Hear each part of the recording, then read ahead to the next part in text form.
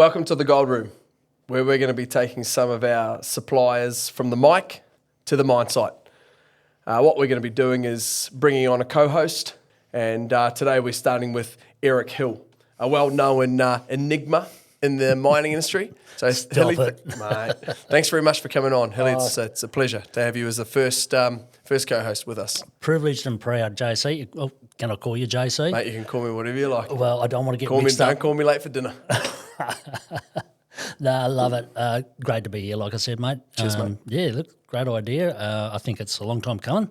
So looking forward to getting some great suppliers on here and getting it from the mic out to the mine. Yeah, so the feedback that I got as a supplier was, Josh, can we come out to site with you? Can we come out and meet your clients? And okay, well, like other suppliers want to do road trips with you. Yeah, for sure. Okay. And so I was always forthcoming. I said, yep, not a problem. I'll see what I can do. I'll ask the clients, and so I'd tee up times to go out and see my clients, and they were always, happy to. Well, whether they were happy to see me, but they had a smile on their face. I'll rock up with some Krispy Kreme donuts and g'day. They accommodated you. They did. Yeah. And so I asked a few of them. I said, look, is it all right if I bring so-and-so from my safety supplier? Can I bring so-and-so from, this electrical, whatever supply company it was? Yeah. And it was always met with, we're happy to see you, but leave your salespeople at home. Yeah, sure. And, and then it really got me thinking, and I thought to myself, well, hang on a minute. The costs associated with spending half an hour or an hour on a mine site, for the supply company, you're already paying their wages. You've got inductions to do to get onto a mine site, site-specific inductions most of the time. Yep. So it's not just for that company, it's site-specific. Then you've got your drug and alcohol to do, you've got a medical to do, the rigmarole just to get onto a mine site for the company, let alone the mining company. Then you've got the costs of time, early flights to site. You've got the vehicles that you've got to hire, great for Eurocar and whoever else. And then you've got accommodation in Port Hedland, or even... If you can get it. If you can get it. In the Goldfields at the moment, it's hard. I try and get a hotel sometimes, and I've had to bunk down, either take the swag or bunk down with some friends. Hey, listeners, all right, mate. Hey, you haven't heard from me for a while, or you haven't heard from me, but it's all right if I stay a couple of nights while I go and visit some clients. Sure. So, and I guess it's the guys on site too that are always going to be under the pump, which they are, for sure. having to take the time out to. I guess the benefit of sales representatives going on site is that they actually see products in the flesh. But with the way technology is today, a lot of that stuff can be brought back to Perth, audio visual, running cameras and whatever over machinery and saying, here, we've got a problem. But, the days of getting the old sales rep out there and amongst it all is, I don't know, seems to be a little bit numbered, especially with technology. My thing is, what's your ROI? You're paying all this money for thousands of dollars to get out to site where, as you say, if there's a breakdown on, no one's seeing you. You've just travelled 1,700 kilometres for what? So look, not for what. You might be able to speak to someone, but are they interested in a half-hour sales pitch? When sometimes they're only on site, for a week, and then they're off for a week, so they've got to make the most of their time, and it's hard. That's right. I guess a lot of meetings and catch-ups these days, happen back in the metropolitan area. There's just no time on site. They do, but you've got something going here, mate.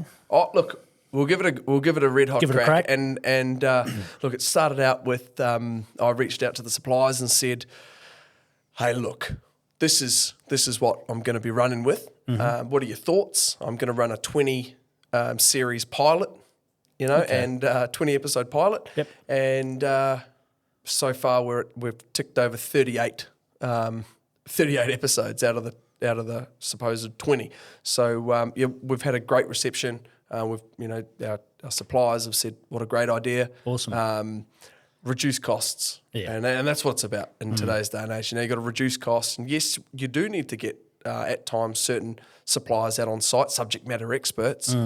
But just for the old door knock. And the catalogue. The catalogue. Don't get me started on a catalogue, mate. Hey, come on. the handy monitor props, and I like them. It's like an old phone book, though, isn't it? You know, the old yellow pages and the white pages, and you know, where did they go? When was the last time one of those was bloody sent out? Do they still send the telephone book out? No, I don't think so. No, I can't imagine. I can't imagine. But anyway, look, perfect example of that is I was out on site. I was up north visiting a client, and I walked into a crib room and put down the box of Krispy Kreme donuts and looked down on the side of the table, and wouldn't you believe it, there's a stack of pamphlets, paperwork. Not a corner had been turned, and you know, had the film on it, had the red film. Did. And I said to the boys and the boys and girls in the crib room, I said, "Oh look, here you go, ladies and gentlemen, we've got some Krispy Kreme donuts here, to be met with." Yeah. Everyone on the old screen. Yeah. And a few of the old blokes, "G'day, mate. How you going?"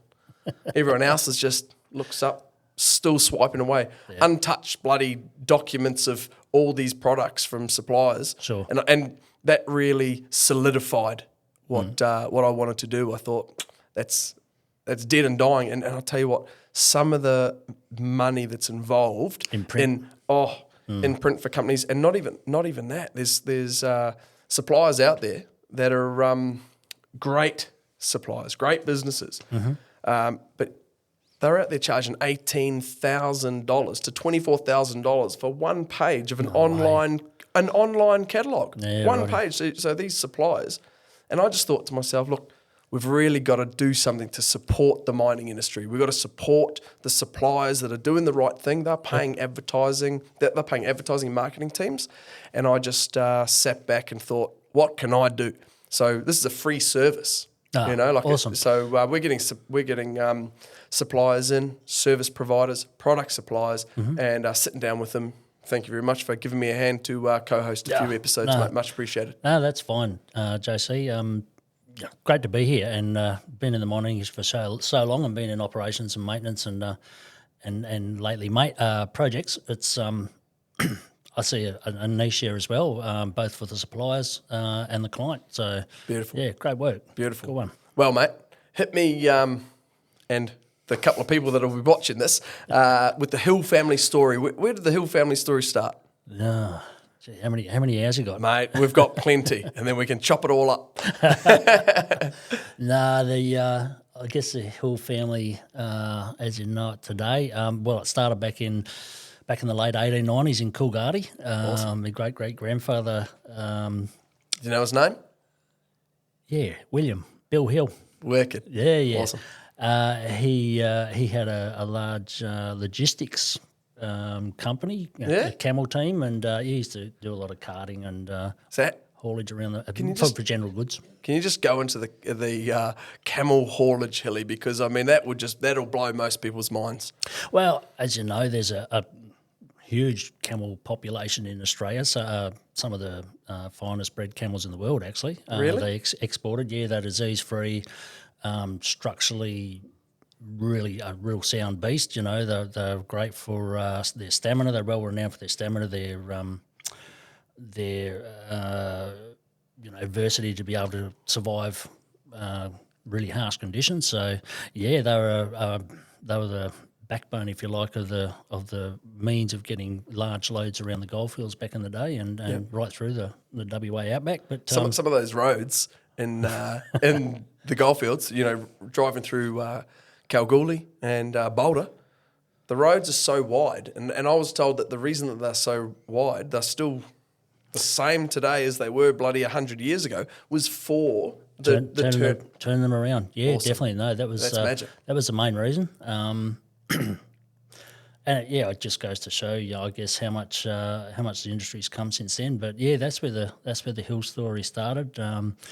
My great grandfather come over in the in the late 1890s and into the 1900s, and moved on to own the Hill Proprietary Mine at a place called Monara, which is not far from present day Murrin between Leonora and Laverton. So had a large gold and copper show there. I think he employed about about 200 or 300 people. So yeah, it was quite a big concern. Yep.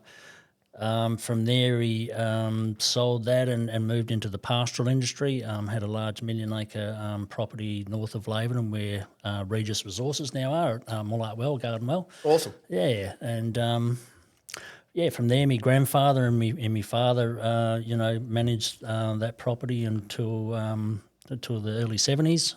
Moved into Laverton, and that's where my roots are. That's where I grew up and went to school, and and started my career in the mining industry. Wow. Mate, so you've got quite a large family, don't you, Hilly? Like immediate family. There's eight of us, I'm the youngest of 8, so 4 boys. Mum and Dad had no telly, did they? Well, no telly, mate, no phones. What they get up to? Well, I think that's obvious. How many brothers and sisters? How many brothers and sisters? So there's 4 boys and 4 girls in the family. I'm the youngest, and there's it's great. I wouldn't change it for quits. We had a great life growing up, and both on the station and in town. Yep. But my brothers and my sisters to some extent have been involved in the mining industry and also other industries in healthcare and the like. So it's been great. We've kind of I guess we've been blessed with a really strong work ethic from our parents, and being able to go forth and multiply and been given that opportunity and confidence to take on whatever you believe in and be passionate about it and do the best you can. That was the main underlying line. So beautiful. It's good. Yep, mate. Any relation, Michael Hill? The jeweller? Yeah, mineral. Like. No, well, we're all gems, aren't we? I love it. Yeah, bloody oath you are, mate. No, not that I know of, no. Okay, no, all right. No. Mate, Patrick Hill, your brother. The oldest brother. He's the eldest, He's the eldest, I'm the youngest. So, okay, well, that's perfect. So, Australia's longest shortcut. Go into a bit of detail about that, mate, because what I heard this story, not from you, I heard this story from a bloody bloke, Paul Smith. And he was on a flight from, there was a storm came in and they ended up putting, I think Qantas or Virgin ended up putting them, they were meant to fly from over east, or they flew from Melbourne, I think, to Perth, and then they were meant to fly from Perth out to the Goldfields, to Kalgoorlie, and obviously a storm came in, or this is the story I was told, a storm came in and they weren't able to fly, so, or there might have been a plane malfunction, or there might have been something wrong with either. Yep. But so Paul Smith was able to sit down out in the Swan Valley with Patrick Hill. Rightio. Told me about Australia's longest shortcut. Yeah, okay. It's a great story, and I'm very proud to tell it. Awesome. Yeah, Patrick, has been instrumental in a lot of progressive projects in the Goldfields. He's spent time on the Goldfields Development Commission and also, within the Shire of Laverton. He's currently the president there, but I guess his pet project has been the Outback Way, or the Great Central Highway. Yep. He's the chairman of that body, and they're pushing to have it sealed from Laverton in WA right through to Winton in Queensland, Gualia, and I guess it's a project that's close to his heart because one, he's from Laverton, well, we're from Laverton. He's been involved a lot in the mining industry. He's seeing a big change in what Laverton still needs to survive. I mean, it can't rely on the mining industry alone, and it's the influx of FIFO has brought that about mainly, and also, so he sees tourism as a big opportunity for Laverton and for regional WA and Australia for that matter. So he's been lobbying for some time now, and along with the team for the Outback Way, it's a great committee. Have been pushing to get the road sealed right through to Queensland and open up that third avenue for Australia. We've got the top end, we've got across the Nullarbor. Yep. I've driven the Nullarbor. Myself. It's many years ago. I think I was about 19. I was 20. Okay. I was 20. Drove across the Nullarbor and And still remember Eucla, remember Iron Knob. There was where look at that. Where Sojourner, Balladonia. Balladonia, Some awesome spots. It's the Great Australian Bight. What a magic part of Australia. Oh, it is. Beautiful. It is. And the great thing about the Outback Way is it opens up another dimension to Australia. You know, it takes you through breakaway country, spinifex and sand, takes you to a lot of historical sites, takes you past Warracoon and the Giles Meteorological Station out in the middle of Australia. Takes you to a lot of history and a lot of what Australia is really about. So not only is it, as I said earlier, a great tourism opportunity for Australia, but it's also it's that third link to the east, from east to west, and I guess Patrick can see it as well, but I can see that that's going to open up a lot of benefits for regional Australia. Awesome. How far along is he? Halfway. Oh no, I'd say he's well over halfway. Yep, awesome. Yeah. So how many kilometres? Oh, you got put me you on the spot. Yeah. I think from memory, it's about 2,700. Something really? Like that. Yeah. So it crosses 4 shires. You'd have to double check the facts. Oh, mate, we might get him on the show. Hey, why not? Yeah. Get the youngest and then the eldest Hill on the bloody podcast. That'd be awesome. So how was he going about fundraising? How's he going about getting the money for this venture? Oh, look, it's a lot of lobbying to all tiers of government. I'd imagine there's obviously the consortium of the local governments that are involved with the project, but to a state and more so to a federal level about obtaining funding, and that obviously has to go through a pretty intensive review from the government bodies about what the Outback Way committee develops as more or less a capital expenditure request. They have to bring forward the project with all its costings and all its aspects, and to say this is vital and it's needed and it's instrumental in Australia progressing. Yep. And it's not just for tourism. There's a big I think there's a big need for, the world's getting smaller by the minute, and there's a lot more people living in those areas that need the health, the safety aspects. They need transport there quickly. They need the medical services. They need the food supply. So it's not just about tourism. It's about opening up and giving those amenities and those services to the people that need them. Yep. Mate, a little bit off topic. What's your thoughts on so I lived in Kalgoorlie for 5.5 years, right? That's where I was born. Kalgoorlie Hospital? Yeah, that's where my Hospital. youngest son was born, Lakin. Oh, there's something about him. There is. He's a bloody legend. Mate, while I was living in Kalgoorlie, I heard all the stories about, and I asked the question myself, why is there not a freight hub in Kalgoorlie?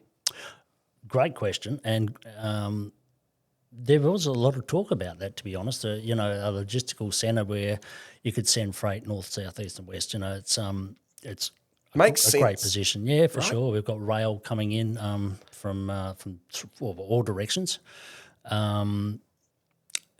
It's more or less the first major airport, I guess, you got coming from the east, and the last one before leaving WA. So yeah, and there's also a lot of services. You've got bloody big pipeline of water going up there. You've got the the Southwest Interconnected Grid that powers up there, but not only can it power up to the Goldfields, but we should be looking at ways to power back, back down into the metropolitan area. So Kalgoorlie is a great region, not only for providing employment, but also providing those add-on services. I think to really make the mining area, if you like, something more than just mining, but that's transport. what I thought. That's what I thought. Transport. While I was there, I thought that there's all these trains going to and from. Surely you just drop the last carriages off, and then add a couple on, and then send it on to Perth, and whatever needs to be unloaded, north, south. Beautiful.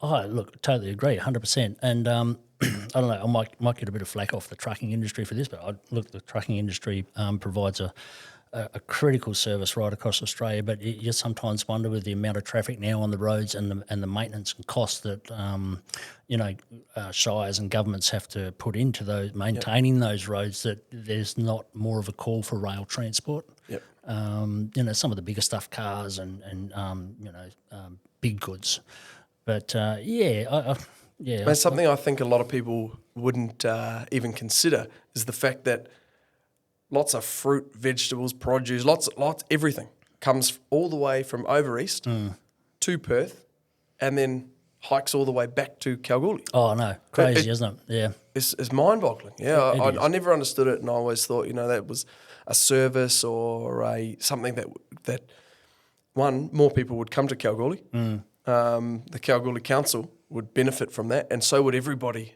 living there. Well, you start thinking about it, I guess, longer term,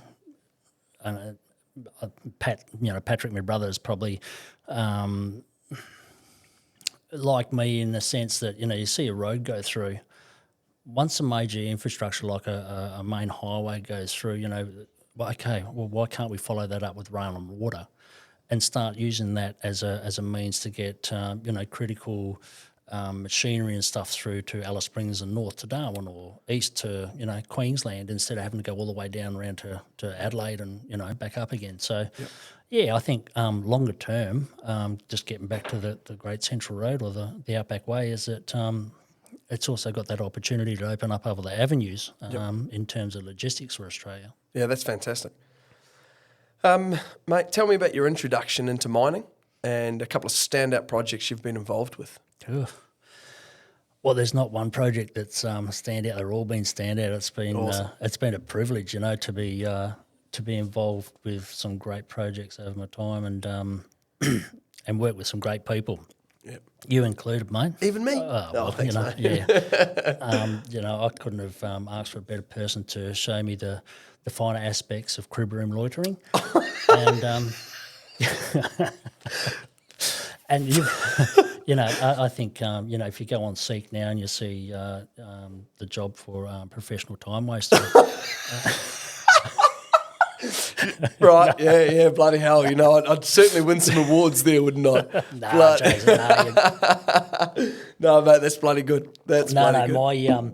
My introduction to the mining history was, I went away from me last year of school. I was fortunate enough to spend some time away from Laverton. My first 9 years or 10 years counting kindy was in Laverton back in the days of Western Mining, and that was a great thriving community back then. It was something that we were fortunate enough to have a company like Western Mining provide that infrastructure for such a remote place. And we had a ball growing up in Laverton, that's for sure. And I come back at the end of year 10 and Mum and Dad said, well, it's about time you got a job. Year 10? Oh, 15, 14, 15, something like that.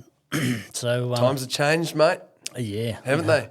Oh, yeah. No, you more or less at school to whale into your teens. Yeah. But no, I still remember my dad taking me out to Western Mining and walking in for the apprenticeship At interviews. 15 years old. Yeah. You're off for an apprenticeship. Yeah. So turned up on site, shorts, singlet? No, I actually think I went in some trousers and shiny black shoes, mate. Yeah, collared shirt. Beautiful. Yeah. You don't get a second chance making first impressions. No, you don't. No, you don't. So, look at us. People have probably already switched off. I think so, mate. They'd be sick of this by now. No, I actually I had me heart set on for whatever reason, I don't know why, but I wanted to be a fitter and turner. Oh, nuts and bolts. Okay. Well, I wasn't all that good at it, but I loved how a lathe worked. Yeah. And I thought I could make some really good stuff out of that. Yeah. I actually, if we rewind that, I don't know if this is better or worse than being a fitter and turner, but actually, cabinet maker. No. Okay. A geologist. Oh, mate, look, I know some great geologists. No, they're I think they are the backbone, literal backbone of the industry. No geos. No geos, no minerals. That's no, exactly that's right. right. That's no exactly mining. Right. So, And I still do. I love it. Whenever I get an opportunity when I'm on site, lick the rocks, but also talk to the geos. Not so much about what's the next best thing, but why are we mining this ore body the way we are? What's so special about it, or how was it formed? So and I remember even growing up in Laverton, Dad used to go out a lot on the weekend detecting and dry blowing, and that in itself was just awesome, really good. Awesome. I kind of got it in my blood a bit, and went out to Western Mining to get me, at least apply for a fitters and turners apprenticeship, and walked out with an electrical apprenticeship. So that's Nothing wrong with that, mate. No. Some of the greatest blokes in Australia that I know are Sparkies. Phil Stern, great. Great. Absolute. Fortunate to start up Western Mining in early '87, and had Alan Hahn as me first boss. Wow. He was the underground electrical supervisor at the time, and and then from there, I was just really fortunate to have some great bosses and people around me.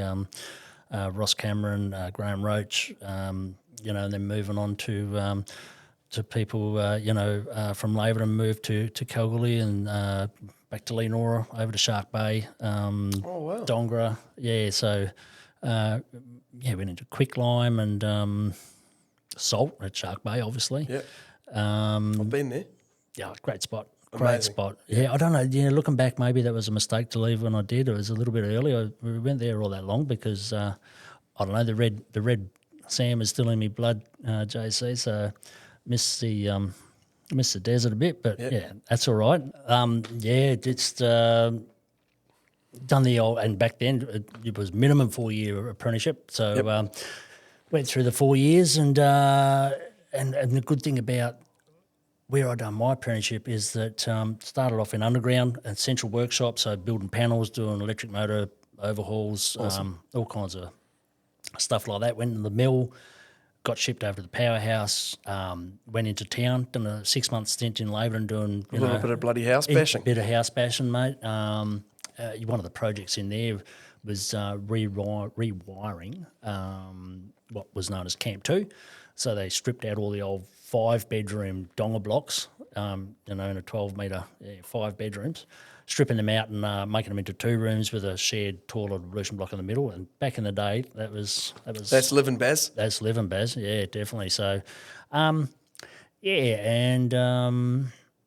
I guess getting on to your original question about some great projects, I suppose I was fortunate enough to, kind of drifted out of electricity per se, in the electrical trade, because I don't know, I just have a fascination about all kinds of things, different, new or better, to coin a phrase. And I had probably because of my upbringing and where it was on the station, I had a fascination for renewables, and the natural resources we've got. So when you see the sun up in the sky in Western Australia for 9 months of the year, mate, it's hard not to give it a red hot crack. Oh, definitely, and look, my first, I guess, foray into renewable energy was just the plain old typical windmill pumping water out of the ground, and not only that, but I guess the beauty of being able to work so close with Dad on the station was the way he would use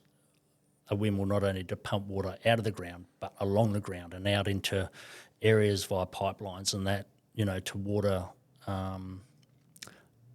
areas where you wouldn't get water. Yeah. So, that was fantastic. So I had a bit of a fascination about that, and so that kind of led me into energy efficiency and renewable projects. So I spent a bit of time and this was when the carbon tax came in as well. That was quite a hot topic. So, what year? That would have been 2007, 2008. Yep. That there was a big push for not only getting renewables out there, but saving the kilowatt hours that you burn. So the most efficient kilowatt's a kilowatt you don't use, right? Yep. So even if you've got a renewable energy source, you can still save. Doesn't mean because it's renewable that you should use it. So I was really fortunate to work with a large international mining company that took it upon themselves to try and be much more energy efficient So that was probably one of the. Are they still around? They are. Yeah, still a big player in the WA mining industry. So they got me interested in all kinds of things weird and different, and being able to try and make a difference, to the bottom line and bring people along the journey. Yep.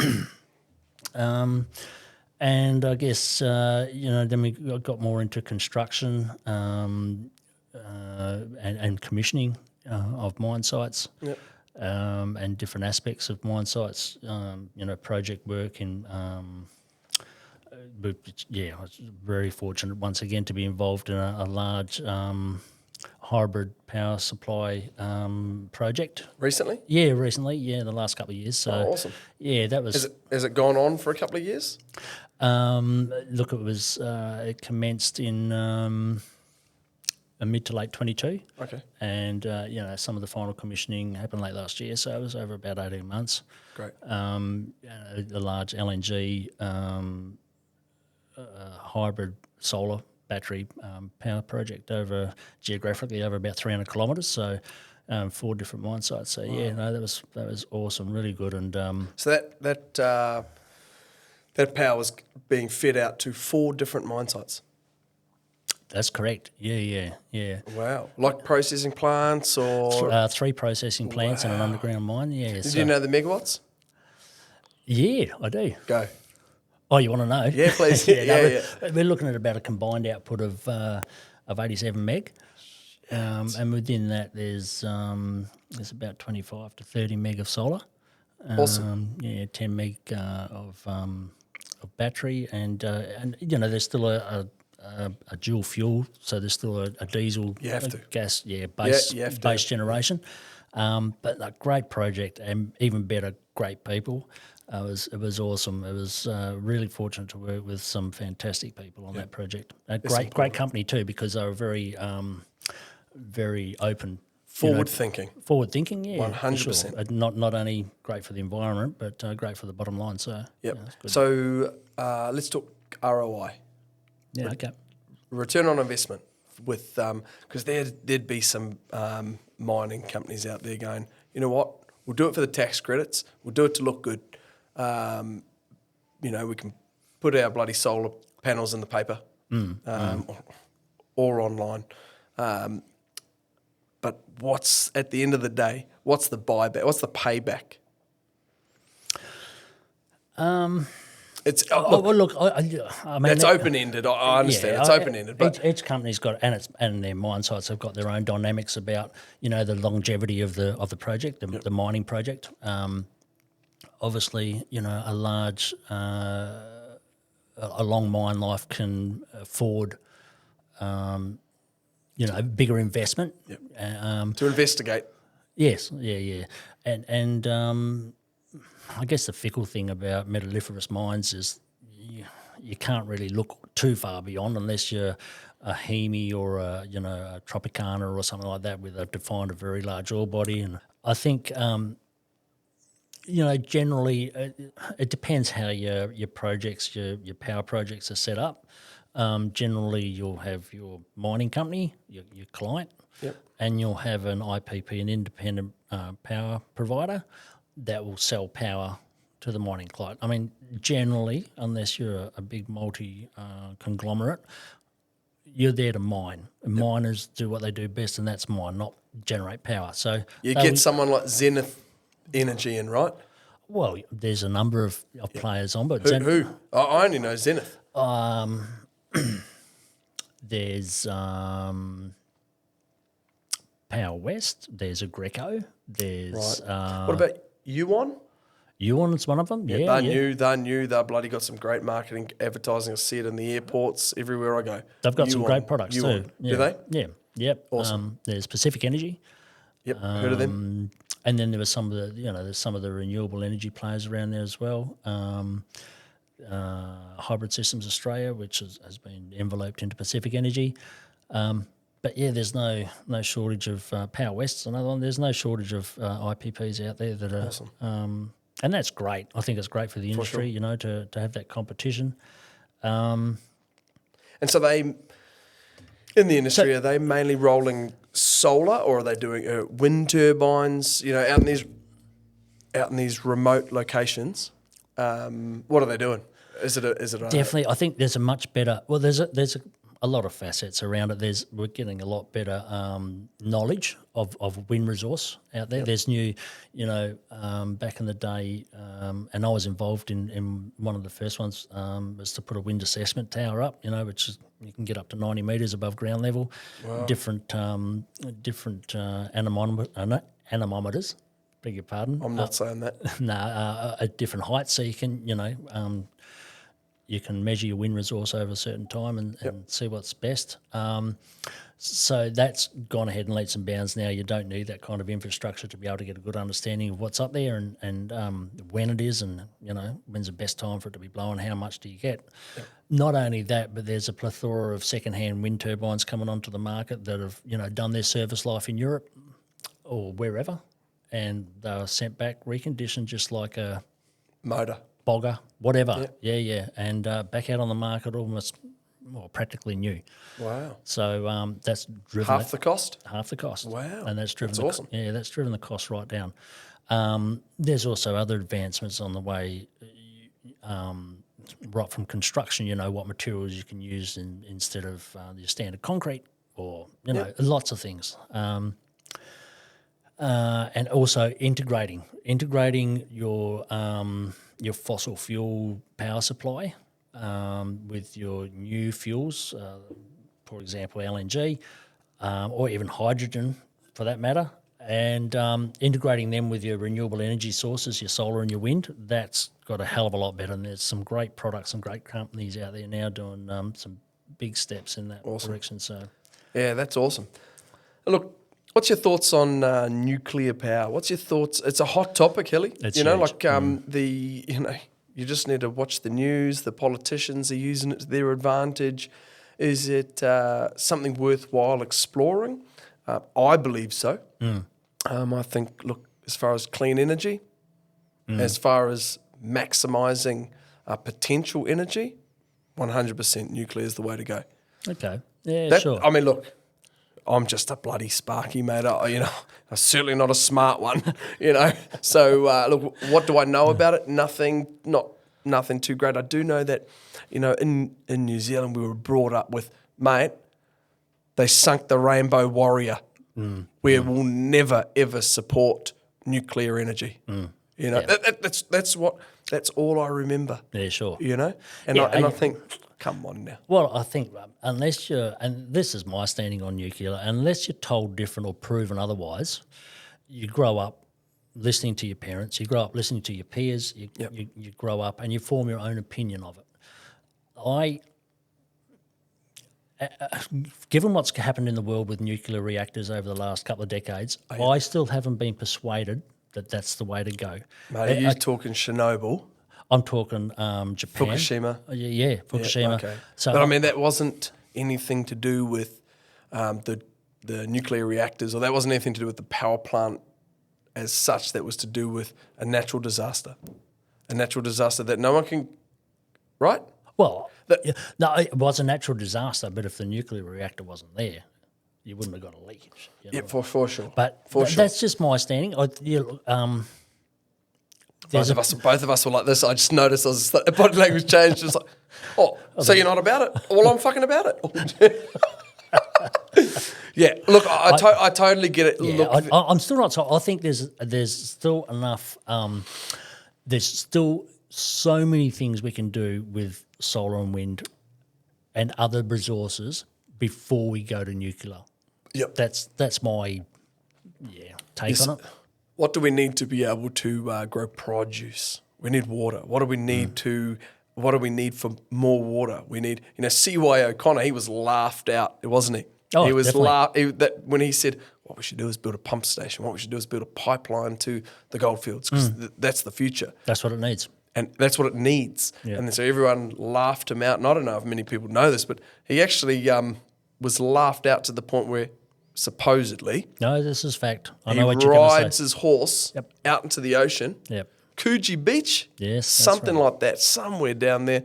And he rides his horse out, tops himself. And finished it. And finished it. Like, that's sad because, he was on the forefront wasn't he? He was on the forefront. He had an idea. He wanted to follow through with it, and just due to human nature of someone going, "You've got a great idea." Nah, mate, that's not happening. Well, he was backed by the government of the day. You know, they got him on board. They engaged with him and commissioned him to be the project provider, manager, if you like. Yep. And he done a great job. But I think it was just, you know, the probably one, the fear of what happens if this does fail, but also the heckling and the waste of money and, you know, all this kind of stuff. So really unfortunate, but what have we got today, you know? It's That's exactly right. We've got the lifeline of the Goldfields. That's exactly right. So I don't know if we're at that, if I can just say, I don't know if we're at that stage where it's that essential that we have to explore the uranium or nuclear power supply, where We have the mineral. Yeah, we do. But do we need any of the risk or cost? At this, are there more important things that we should be concentrating on than going for a nuclear power supply? Look, mate, everyone in Australia should have a house over their head, you know, a roof over their heads. Sure. They should have a standard of living. They should have, you know, this inflation's out of control. You know, everyone should have a nice warm meal on the table every night. We don't have that. I don't have the answer for any of that. But what I do know is power. You know, I read somewhere the other day that solar is on, so you know, every new home pretty much has to have solar, right? Has it ever once brought down the cost of power? For those individuals, yes, but for generation, power generation, the cost keeps rising. Oh no, look, I don't understand that myself. No, and I think governments and industry are trying to counteract that with different ways. Yeah, look, I would imagine. Well, not I would imagine. I know that it's still heavily subsidised in some areas, which at the end of the day goes back to the taxpayer. But I also know that there's big developments in battery storage and trying to mitigate or eliminate some of those problems with solar energy and how fluctuating and how hard it can be on the base generation. So, and I think there's still a lot more avenues to explore. I like the idea of community-based power generation. Yeah, same. With your suburb-based battery and that. Not that doesn't come without any risk as well. But battery fires, crazy. Seen those Teslas go up? I don't know if we can even say that, but probably not. But, you know, like, have you seen it? We probably can't because it's on YouTube. You just watch one of those Tesla cars go up in the middle of the street and they go up quick. Yeah. It's crazy. Yeah. So I guess, you know, if you're talking about putting a, you know, I've seen some drawings of these batteries that sit underneath like a park, and that, you know, they're down, they're air cooled, everything, you know, they sit down below underneath a kid's playground. And the playground's on top, and I just think, you know, like, is that a ticking time bomb? You know, you know, so I guess you don't know, but that's for those community battery storage areas where everyone's feeding from their homes back into that central source, and then everyone's taking from that. I love that concept and idea as well, because it's got that fundamentally important word of community in it, and I think that's a great model for a lot of other applications. So, you know, I don't think it would be unreal to say in the future that we see communities, and we're probably even starting to see it today, where they take on that kind of stuff themselves, you know, shires and councils and community groups saying, look, we'll pay in and we'll reap the benefits and we'll be a shareholder in this, you know. I can't see why that's not insurmountable. Yeah.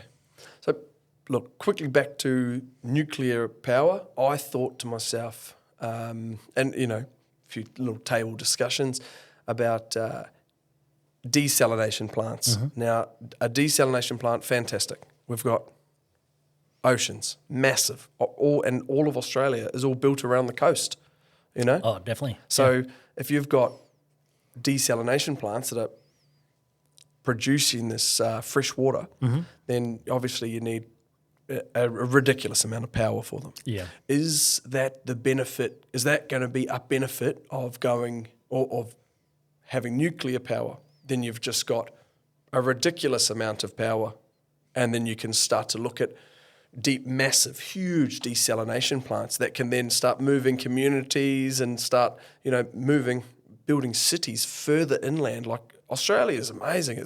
The land mass is ridiculous. It's huge. And if all we've been doing for the last 200 years is building on the outskirts of the island, what can we be doing to be building inland? Oh, definitely. I think, you look at, even from my own experience as a kid growing up in the Goldfields and working in the Murchison and Goldfields and those remote areas now, you only need to add water to a lot of that land out there, and it's so fertile. Yep. It's got so many minerals in it that you could grow. I can remember back in the day when I was a kid and seeing great watermelons and tomatoes out in the middle of the desert that my mum used to grow because... In the salt? No, definitely not in the salt. So the only dirt that I've seen out in the Goldfields is salty, red, bloody dirt. No, you haven't lived, mate. I know, mate. No. Maybe I need to head up to Laverton, spend a couple of nights on the Hill family farm. Well, that's it. No, there's as long as you know where to look, there's lots of places for a lot of fresh water. Oh, awesome. So I think where there's water, there's life. That's another saying my dad used to and still does say a lot. Yep. So, look, I think there are still barriers. There are still things preventing through economics and a raft of issues to be able to access and do that kind of stuff with inland Australia and WA. In saying that, we've got one of the largest coastlines in the world, so I kind of think, why aren't we using more wave technology for a country that's surrounded by sea? Yep. Why aren't we generating it here, transporting it there? I don't think it's unreal to say there'll be a 1 million volt DC power line across the country one day, across the Nullarbor, having the afternoon sun power up nighttime Melbourne. Nice. These Mike Cannon, seen Mike Cannon-Brookes building like one of the largest solar arrays in the world up in the Northern Territory. Sure. And going to run a cable across to Indonesia, or Singapore, right? Yeah, that's awesome. It is, and I think that's the way it's going. As I said earlier, the world's getting smaller day by day, and I just think the whole process and progress of mankind, if you like, these open, vast areas one day, probably not in our lifetime. But not in my lifetime, mate, and I can't see it, even in my children's lifetime of, moving inland just because the simple things, not enough power, not enough water. If we can overcome those hurdles, who knows? Well, not enough drive either. Back in the day, there wasn't any choice. You had to go where work was. Yep. Now you don't have to live at work. You can live 1,000 kilometres away and hop on a plane. So that's right. That's another. What's your thoughts on FIFO, Hilly? Well, I was going to say I've been fortunate to be able to live a lot of where I worked, and when I had my own children, or when we had our own children and were growing up, that was a policy, if you like, that we stuck by. So obviously had our young children in Laverton, moved over to Shark Bay, lived on site, worked on site, back to Leonora, lived where we worked and maintained that because I could. Not everyone can these days. Not many want to. Hilly, the mining industry can be a dangerous place. Have you ever been involved in or on site during a emergency or loss of life? No, not for loss of life. Fingers crossed and touching wood and all the rest of it. But yeah, I have had colleagues. You know what? I have. Working in Leonora in the year 2000. Yep. I was the lucky electrical supervisor that had to be at the mill at midnight as the clock turned over to 2000 to make sure the Y2K bug didn't shut us down. But anyway, later that year, and I was only a very raw, electrical supervisor back then. But we had the plane that kept flying, and left Perth for Leonora and ended up in Queensland. So, Mate, were you working with Matt O'Hara? I've worked with Matt O'Hara before. Matt O'Hara was I believe he was the GM of that site, I remember a conversation I had with him years ago, and he was working for, what was the company? Sons of Gualia.